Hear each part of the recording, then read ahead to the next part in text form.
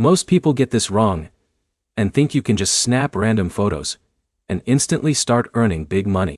Here's the truth no one tells you. You can get paid for photos in 2026, but only if you understand what kind of photos sell and how these apps actually work. In this video, you'll learn the best legit apps to get paid for photos, how they work, and how beginners can realistically start earning without professional camera gear. Let's jump in. These platforms usually fall into two categories. The first is stock photography apps where you upload images and get paid when someone downloads them.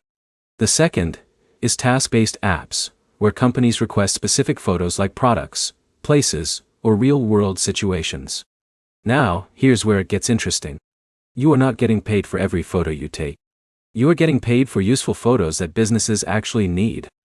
That means clear lighting, real-life context, and specific subjects often matter more than fancy editing. One of the most common types of platforms is similar to Shutterstock, where photographers upload images to a large library. When a user or company downloads your photo, you earn a commission. It can be small per download, but it scales over time if your photos get popular. But here's the problem most beginners face. They upload random pictures like selfies or blurry street shots and expect fast earnings. These platforms are competitive, and low-quality or irrelevant images usually get ignored. Now let's talk about how to actually succeed with these apps. First, focus on demand-based photos. Think about what businesses need. For example, office work scenes, people using smartphones, food photography, or travel locations. Second, pay attention to lighting. Even a smartphone camera can perform well if the image is bright and clear. Let's take a simple example.